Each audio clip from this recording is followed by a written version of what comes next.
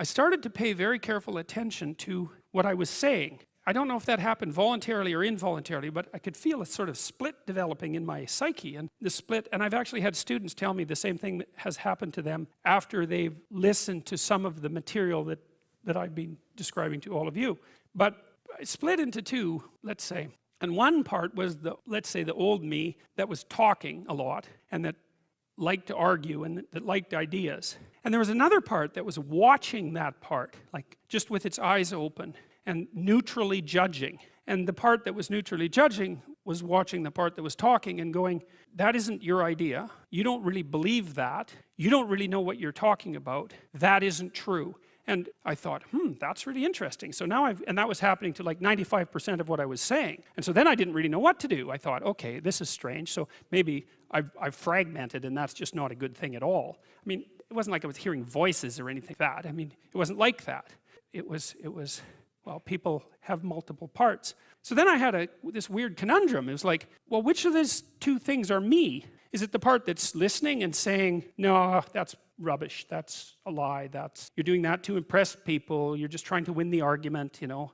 Was that me, or was the part that was going about my normal verbal business me? And I didn't know, but I decided I would go with the critic. And then what I tried to do, what I learned to do, I think, was to stop saying things that made me weak. And I mean, I'm still trying to do that because I'm always feeling when I talk whether or not the words that I'm saying are either making me align or making me come apart. And I think the alignment, I really do think the alignment I think alignment is the right way of conceptualizing it, because I think if you say things that are as true as you can say them, let's say, then they come out of the depths inside of you. Because we don't know where thoughts come from. We don't know how far down into your substructure the thoughts emerge. We don't know what processes of physiological alignment are necessary for you to speak from the core of your being. We don't understand any of that. We don't even conceptualize that, but I believe that you can feel that. And I learned some of that from reading Carl Rogers, by the way, who's a great clinician, because he talked about mental health in part as the coherence between the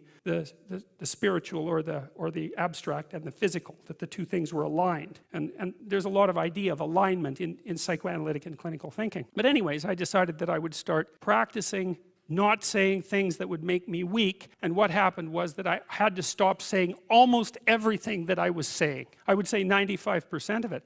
It's a hell of a shock to wake up and I mean, this was over a few months, but it's a hell of a shock to wake up and realize that you're mostly dead wood. It's a shock, you know, and you might think, well, do you really want all of that to burn off? It's like, well, there's nothing left but a little husk, 5% of you. It's like, well, if that 5% is solid, then maybe that's exactly what you want to have happen. Well, so I told you that story as an elaboration of this line. And God saw that the wickedness of man was great in the earth, and that every imagination of the thoughts of his heart was only evil continually. It's a question worth asking. Just exactly what are your motives? Well, you know, maybe they're purer than mine were, and it's certainly possible.